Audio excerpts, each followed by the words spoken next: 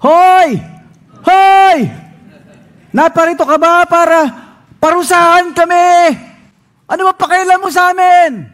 Yan ang sabi ng dyablo nung nakita nila si Jesus. Isang tao, sinapian ng maraming sandamakmak na demonyo. Umalis ka dito! Huwag mo kaming gambalain! Ang ating kwento sa araw na ito ay isang madrama at napaka-maaksyong eksena sa Book of Mark. Isang tao ang sinapian ng hindi isa, hindi dalawa, libo-libong dyablo. Ikaw kaya, sapian ka ng dyablo. Grabe! Ibang klase. Kaya ang ating mensahe sa araw na ito ay pinamagatang ang pagpapalaya ni Christ sa atin from a slave of darkness to a servant of the light. Ang ganda! Today we will continue with our series on the Book of Mark. In other words, itong kwentong ito ay napapalibutan ng iba't ibang mga makapangyarihang eksena. In fact, bago itong eksenang ito, yung mga disciples kasama si Jesus sa bangka, kinuwento sa atin noong nakaraang linggo, "Mamamatay kami, Lord! Ba't ka natutulog? Lord, tulungan mo kami!" It's a hopeless situation. Ang lalim ng dagat, ang ingay ng bagyo, pinigilan ni Jesus. Ito naman ang eksena ngayon. "Lord, demonyo, libo-libo nasa buhay ko." Pinalaya ni Jesus. Next week, may babae, may sakit, walang gamot. Dekadang sakit, pinagaling ni Jesus. Pagkatapos nun, isang batang babae, namatay, binuhay ni Jesus. All of these hopeless, helpless situations reveal to us who Jesus is. He is the powerful master. Kaya we will be discovering chapter 5 and the previous chapter.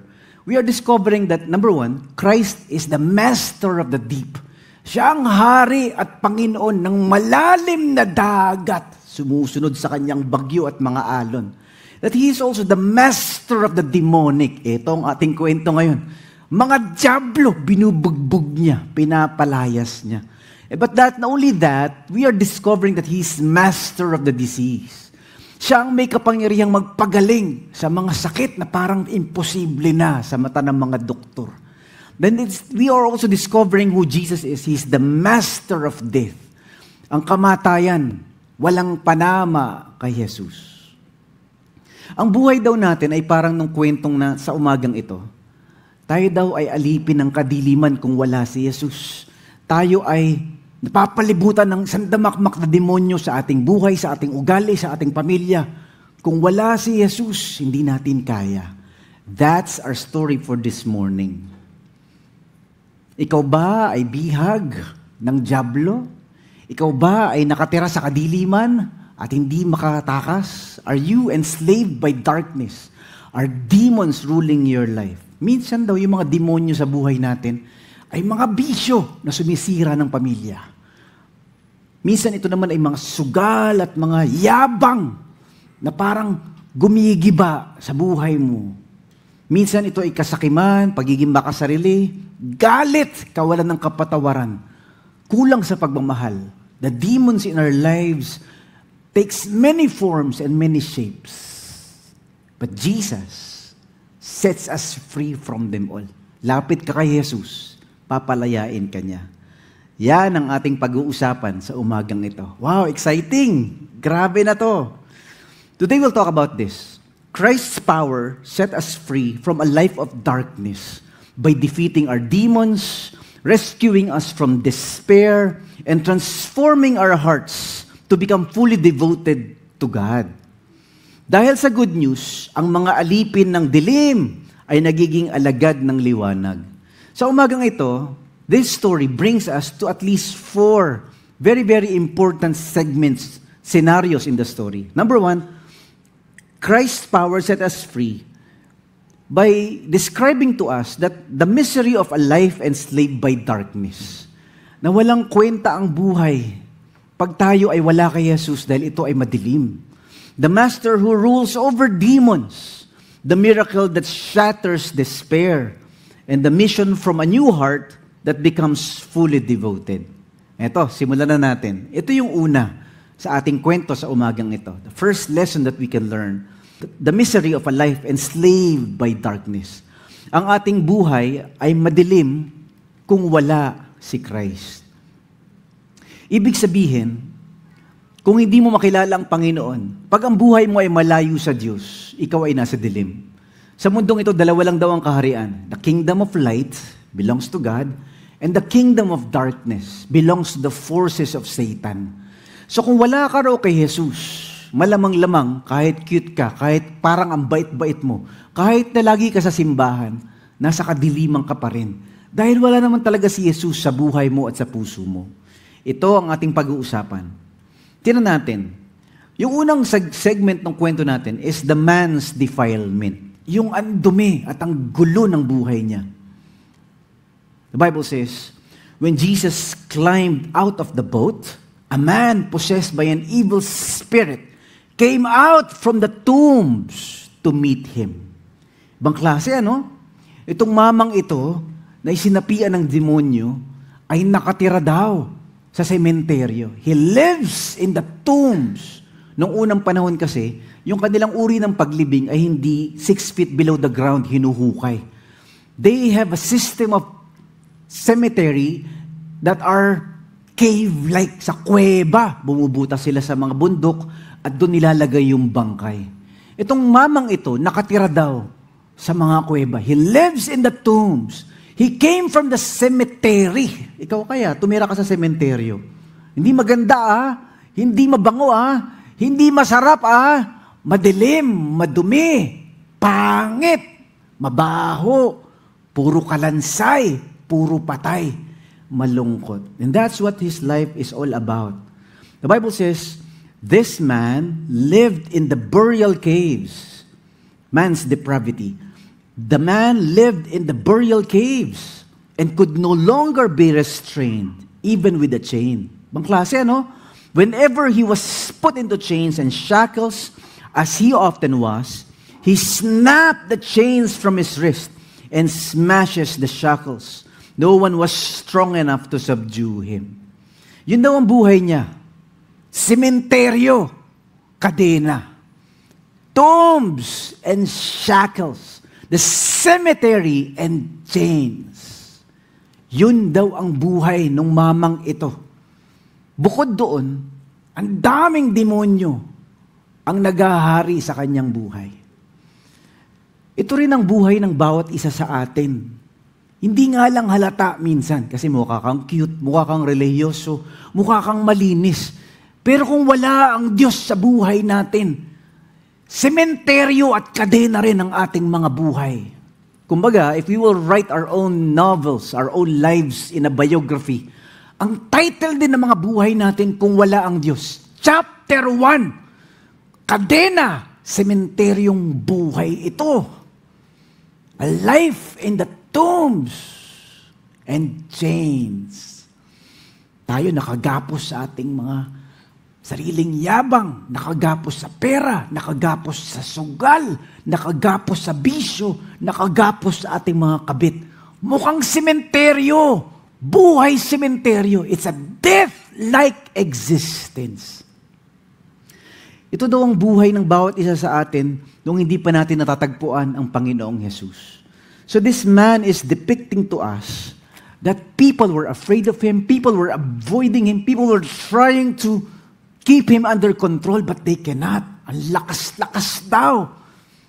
The Bible says, day and night, he wandered among the burial caves and in the hills, sa bundok, sa mga kuweba, sa sementeryo, howling, sumisigaw, and cutting himself with sharp stones. Whoa! Sumisigaw, magdamag. The Bible says, day and night he was screaming, he was howling. That's how desperate he is for freedom. Oh! Ang hirap, ang sakit! Ang lungkot ng buhay na ganito. And then the Bible says, he was cutting himself with stones. Sinusugatan niya ang sarili niya. Ganun kagrabe yung kanyang mental depression, mental desperation, spiritual turmoil, and psychological despair. Walang pag-asa. Walang nagmamahal. Walang makitang liwanag, puro dilim. Sementeryo at kadena nga eh. Ganito daw ang buhay ng bawat isa sa atin. It's a life of despair. It's a life of depression. It's a life of desperation. Kung wala ang Diyos, wala tayong pag-asa. Meron akong isang taong kilala, ganun ang buhay. Lulong sa droga, addict sa alkohol, lulong sa sugal, binubugbog ang asawa, daming kabit, daming bisyo. Nasira ang pamilya, hopeless, desperate. Malasementeryong buhay talaga. Hindi lang halata kasi dami niyang pera. Hindi lang halata kasi daming party. Hindi lang halata kasi ang ganda ng kotse, kumikinang yung mga trophy. Hindi halata kasi ang ganda ng bahay. Pero sa puso, sementeryo, kadena. It's the story of all of us without Jesus. Pagandahan, payabangan, pero ang loob, bulok, tumi, yabang, sarili lahat. One day, itong mamang ito, ayaw niya na mabuhay. Hindi niya na kaya. He wanted to end everything. So he decides he will jump from the 30th floor of their condo building. Tatalon na ako. Ayoko na. Walang kwentang buhay ito. Sementeryo, kadena. Tombs and chains. Yun ang kwento ng bawat isa sa atin. Paghiwalay kay Jesus. Nung tatalon na siya, binuksan niya na yung kanilang balcony, tatalon na siya, naiwan niyang bukas yung TV. Sa TV, merong biglang nagsalita, pastor. The pastor was preaching in television. He heard the preaching. The preaching goes like this. Malungkot ka ba? May kulang ba sa buhay mo? Are you in despair? Do you feel empty? The preacher said.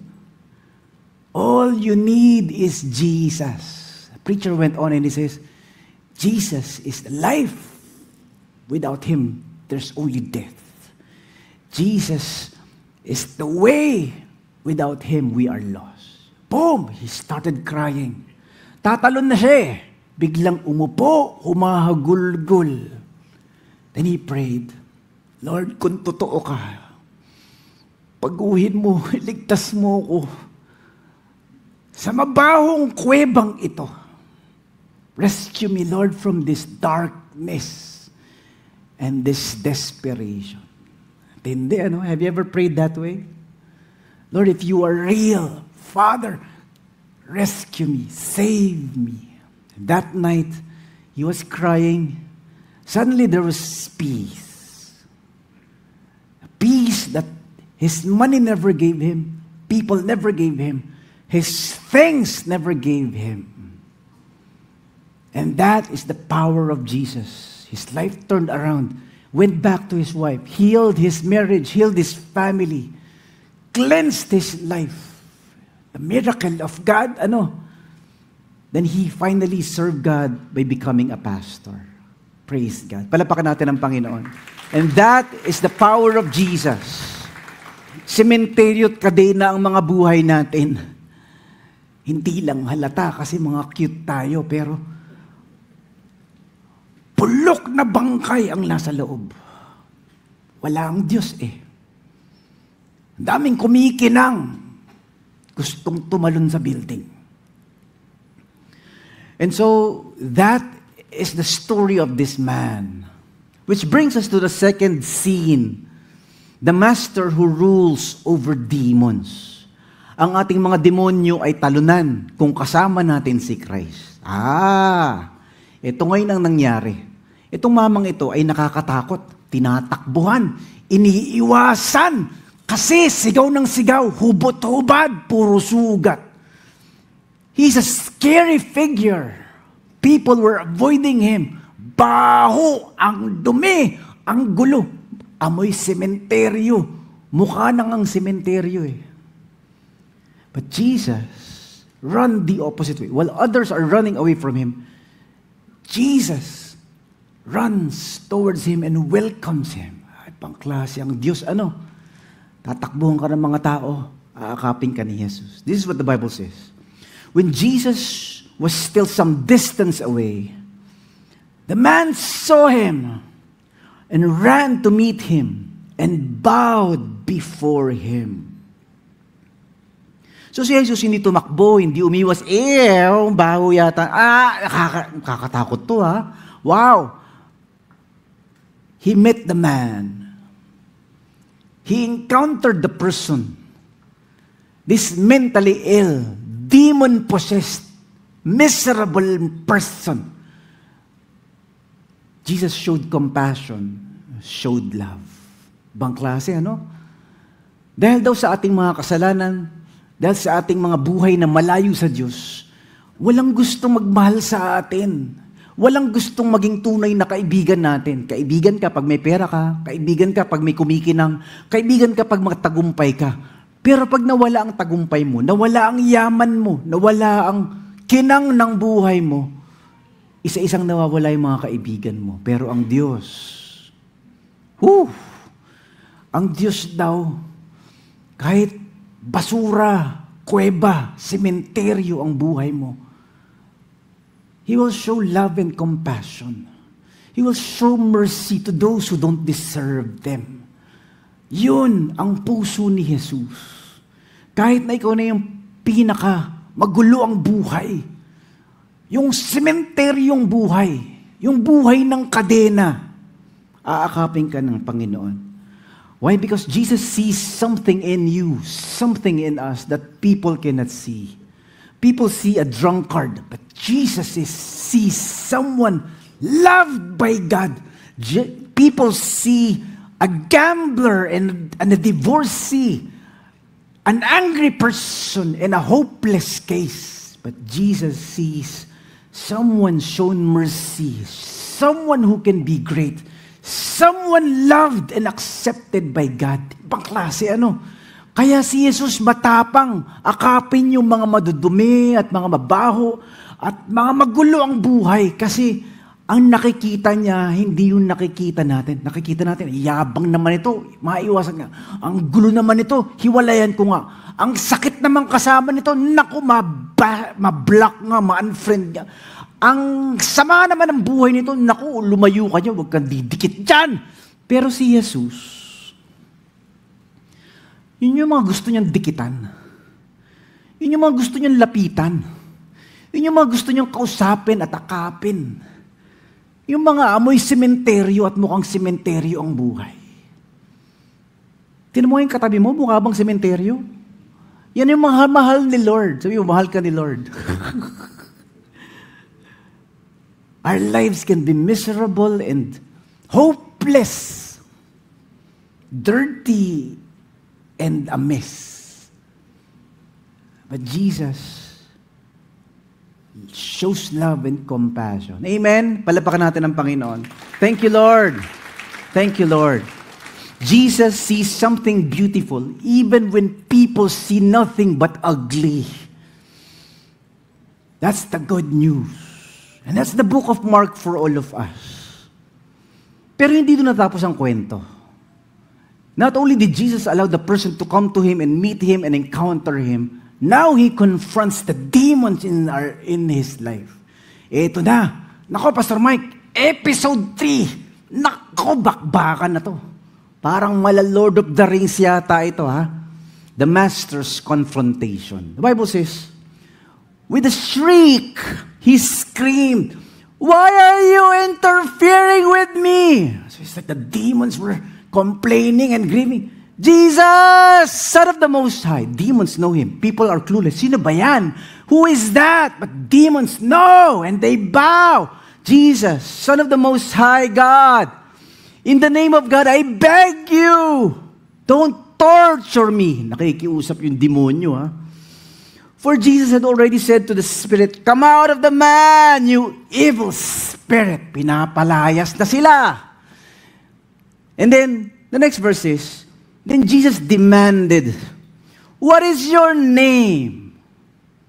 And he replied, "My name is Legion." Pangalan namin, batalyon. Dami kami. Because there are many of us inside this man. So many demons in the man. Then the evil spirits begged him again and again not to send them to some distant place. Huwag mo kaming paalisin sa lugar na ito. Huwag mo kaming tapon sa kung saan-saan. Lord! Maawa ka.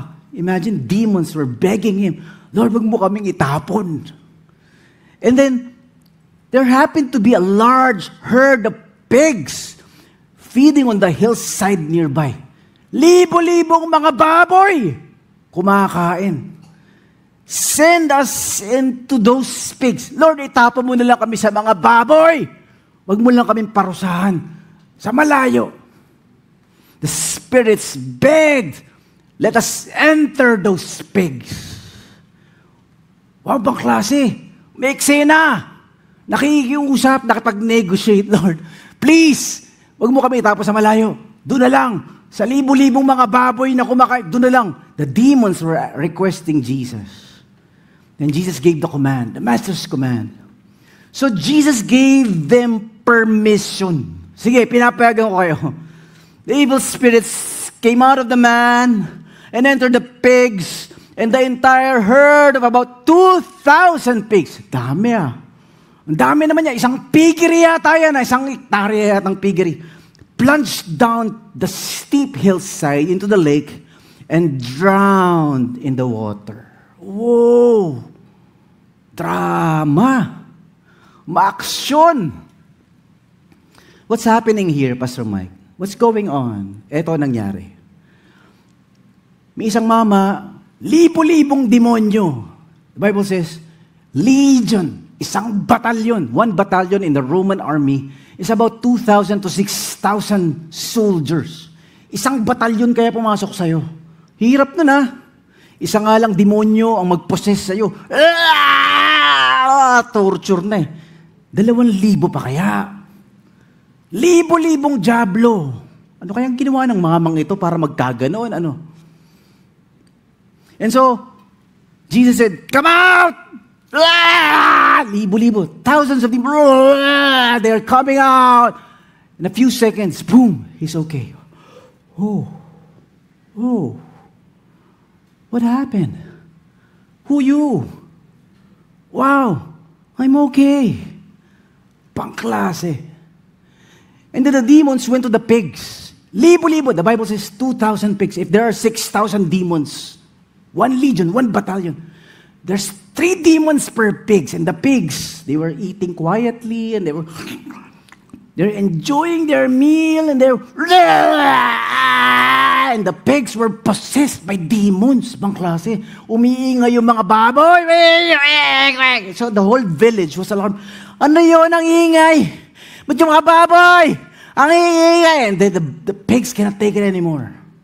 They would rather die than be possessed by these demons, torturous demons. So the pigs went to the cliff, the Bible says. They went, pumunta sa bangin, tumalon, lalunod. Lahat namatay sa ilog. The lake, they drowned. So the following day, lumulutang lahat pork chop. So yung mga tao, parang magsiswimming ako sa lake. Puro baboy patay, puro bangkay, dami, libo-libo. 2,000 pigs. Dead! And that was the miracle that turned this man's life around. It shows us the power of Jesus over demons.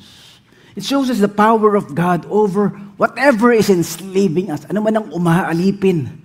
Ano man ang mga bumabagabag na madilim at madumi at makadyablo sa ating buhay, papalayain ka ni Jesus. He has the power to do that. He is the master over demons. Sa totoo lang, lahat tayo may mga demonyong umaalipin at gumugulo sa atin. Sometimes it's not the demon spirits that will cause sickness. Away kayo ng away. Lord, ba't away ng away? Sometimes, not always, there are demons trying to destroy your marriage or your family.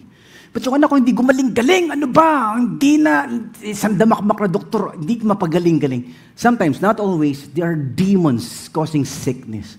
Hindi umangat-angat ang negosyo ko. Lord, ano ba ito? Bless mo naman. Sometimes, there are demons. Not always. Demons trying to destroy, to kill, to steal, and destroy our lives. But sometimes, the demons come in different forms. Sometimes, it's a demon of depression. Parang ayoko na mabuhay. Ano ba to? Ba't pa ganito?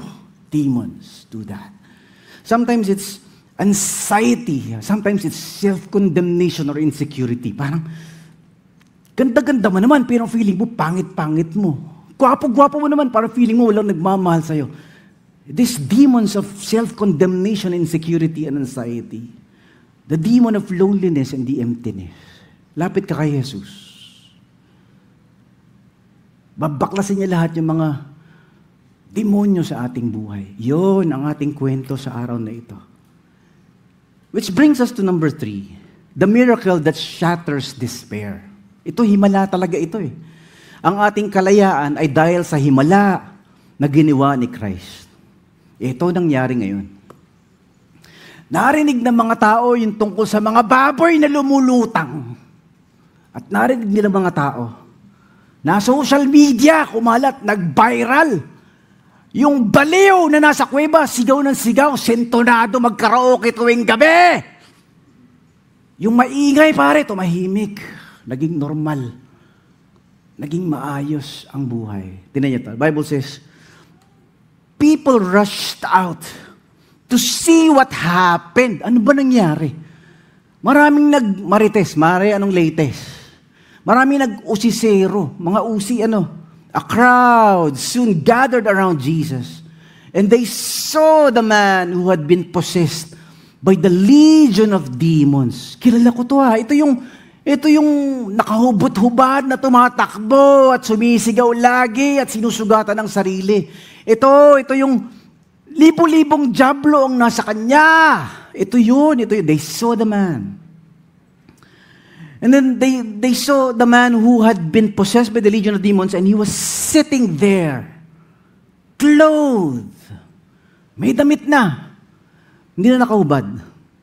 And then, they saw the man who had been possessed by the legion of demons. He was sitting there, fully clothed, and perfectly sane. Matino na ang isip. He was healed. And they were, very interesting, they were all afraid. Takot sila. What? Di ba dapat matuwa sila? Di ba dapat, wow! Woohoo! Himala! Grabe! May himala! Hindi gano'n ang reaction nila eh. Natakot sila. In fact, they wanted him to go out. Minsan daw gano'n sa buhay natin, Minsan, Lord, gusto ko magsimba. Sarap dito Sarap mag-worship dito Pero pagka meron ng gustong baklasin ang Diyos sa ating bisyo, meron ng gustong ang Diyos na iwasan mo dahil masama sa'yo, meron ng gustong baguhin ang Diyos sa malimong paraan ng negosyo, parang, teka Lord, hindi yata, umalis ka na lang kaya? Nako, lilinisin ng Diyos yung negosyo ko, hindi pwede, wag na lang! Ayan. Okay lang yung pasimba-simba, may life group. Pero babaguhin mo yung buhay ko, babaguhin mo yung ugali ko, babaguhin mo yung patakaran ko. Teka, umalis ka na lang. Ayan. Which brings us to number 4. This is the last. Hindi pa pala tapos, Pastor Mike. May episode 4 pa. Dami ng ganap dito The mission from a new heart that becomes fully devoted. Ang ating pusong binago ang nagtutulak na ipahayag natin si Christ. Ito, eksena. The people were afraid of Jesus. The people were avoiding Jesus. In fact, they wanted him to go away. Umalis ka dito. Baksak negosyo namin Tumaas ang presyo ng baboy dahil sa'yo Sisirain mo ang buhay namin. Babaguhin mo ang aming nakasanayang gawin. They were all telling Jesus, away. But the person healed, the person who was set free from thousands of demons, wanted to be with Jesus. Boom! Baligtad. The Bible says, and the crowd began pleading with Jesus to go away. Leave them alone. Iwan mo na kami. Nako, malas ka. As Jesus was getting into the boat, oh sige, bye-bye. The man who had been demon-possessed begged him to go with him. So yung mga tao ay sumama kay Jesus, ayaw lapitan si Jesus, takot kay Jesus, galit kay Jesus. But the person who was set free by Jesus, Lord, sama ako sa'yo. Lord, sama mo ako. Kahit saan, Lord, susundan kita. Ganda. Tapos na. Ganda ng ending. Pero, wait, but there's more. Sabi ni Jesus, no. Ha? Wag ka susunod sa akin. Grabe, may plot twist, Pastor Mike, ibang klase. Gusto na nga sumunod, gusto nga, lahat nga ayaw kay Jesus. Susunod na nga eh, may plot twist pa. Jesus, let me follow you, let me be with you. Jesus said, no. Who? What? What's happening? The Bible says, Jesus said no. Go home to your family and tell them everything the Lord has done for you and how merciful He has been. Ibang klase, ano? Sabi ni Jesus, wag. Umuwi ka. Tagal ka nang inaantay ng asawa mo. Yung mga anak mo, sabik na sa'yo. Umuwi ka sa barangay. Yung mga kaibigan mo, mga kapitbahay, magugulat, matutuwa sila. Ipagsabi mo yung awa ng Diyos sa iyo. Wow! So can you imagine the scenario? He went home and people, kilala ko yan So magtatakbuhan na sila. Magsasara na sila ng pinto. Iuwi yung mga bata. Nandiyan na yung baliw. Pare, nandiyan na. Teka. Kilala ko nga. Parang, iba na siya. Nakadamit na, hindi na nakahubo. Matino na, hindi na baliw. Kalmado na, hindi na sumisigaw. The Bible says, so the man started off to visit the 10 towns. The Decapolis, the Bible says. 10 bayan yung dinalaw niya. And began to proclaim the great things Jesus had done for him. And everyone was amazed at what he told them. Boom! So this is the story of a slave of darkness that becomes a spokesperson for the light. This is a story of someone tormented by demons but now becomes a shining messenger for the light. Boom! Wow! Kilala ko yan! Yan yung masungit, yan yung salbahe. Pinago ni Lord. Yan yung adik, yan yung walang kwentang buhay. Ang daming bisyo, pinago ng Diyos. Yan, kilala ko yan. Mayabang yan. Ang sungit niyang kausap. Hindi yan masarap kaibigan. Traidor yan. Scammer yan. Pinago ng Diyos. This is the story of a person enslaved by darkness but now becomes a spokesperson. Makinig kayo. May Diyos na naawa sa akin at binago ang buhay ko. Libo-libong diablo nasa buhay ko. Pinalaya ako ni Jesus. Praise God. Palapakan natin ang Panginoon. Thank you, Lord. Thank you, Lord. This is the good news for you and me. You feel hopeless? You feel helpless? You feel like there's 1,000 demons in your life. Nobody knows. Only God knows. Lord, wala na yata akong pag-asa. Walang kwentang buhay ito. Ang tagal mabaklas nitong bisyong ito. Itong yabang nito hindi mawala-wala. Itong bahong ugaling ito. Lord, 1,000 demons. But Jesus sets us free. Oh, praise God. Praise God. May kilala ako Bungangera, palaaway, palengkera. Can you tap your seatmate? Ikaw ba yun? Isang araw, may nagdi-distribute ng Bible. Naabutan niyo ba yun? Nung I was in high school, ang dami niya Free Bibles! Free Bibles! Kulay green, kulay blue, kulay brown, dami. Free Bibles. And this woman who is always angry and wounded grew up always fighting and angry all the time. Palengkera nga no? Sakit magsalita. Walang kaibigan. Tinatakbuhan ng mga tao, iniiwasan. Read the Bible. Discovered the love of Jesus. And the power of Jesus to set us from thousands of demons in our lives. She became born again. She followed the Lord. Turned around. Today, her husband and children comes to church. The neighbors come to church. Kilala namin yan. Kilala namin yan. Salbahe yan! Binago ng Diyos. We know there is a God because of the demon-possessed man who is impossible and hopeless, helpless. But God changed him. Praise God. Palapakan natin ang Panginoon. Thank you, Lord. Thank you, Lord. This is the hope of the book of Mark. This is the hope of the good news. You are not helpless. You are not hopeless. A battalion of demons, you're not hopeless. Jesus will set us free. Jesus can transform us. Jesus shows compassion. Jesus sees beauty, even when people only see ugliness and bondages and addictions. In a selfish person, Jesus sees mercy and grace and beauty. Amen? Praise God. Today we talked about this. Christ's power sets us free from a life of darkness by defeating our demons, rescuing us from despair, and transforming our hearts to become fully devoted to God. Dahil sa good news, ang mga alipin ng dilim, tayo yun, ay nagiging alagad ng liwanag. Today we talked about at least 4 scenarios in this beautiful story, dramatic and action-packed story. The misery of a life enslaved by darkness, the master who rules over demons, the miracle that shatters despair in our lives, and the mission. That's a beautiful ending.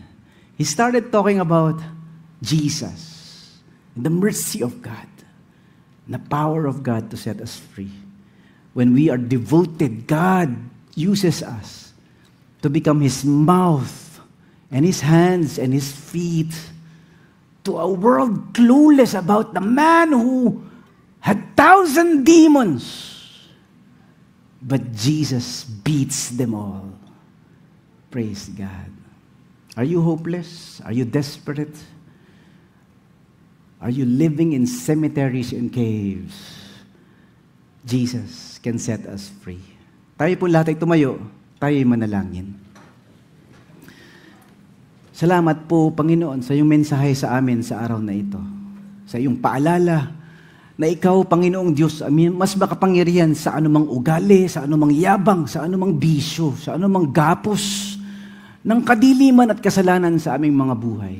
Whatever bondage we have, whatever demonic character we have, whatever dark situation we are in, whatever depression or loneliness or condemnation we encounter in our lives, oh God, you are the bondage breaker. You are the demon killer. You are the light in our darkness. Ikaw, Panginoon, ang pag-asa. Kung parang palagay namin, magpapakamatay na lang yata kami. Ikaw, Panginoon, ang liwanag. Kung parang palagay namin yung buhay namin, puro na lang sementeryo. Mukhang sementeryong mga buhay ito. Pero Lord, nandyan ka. You never give up on us. You saw something that others do not see. You see beauty when people only see ugliness. You see mercy when people see only hate and anger and judgment. Lord, you see someone loved, delighted upon, celebrated by God. And even when the only thing that people see are scars and wounds, imperfections and weakness and struggles. Lord, kung wala ka, wala talaga kaming pag-asa. Buti na lang nandyan ka. We can run to you. We can trust you. You heal us. You set us free. You make us whole again. Nawawala ang gulo. Dinadamitan mo kami. Hinihilom ang aming mga sugat. Pinapalayas ang aming mga demonyo. Thank you, Lord. Thank you, Lord, for such love and such mercy.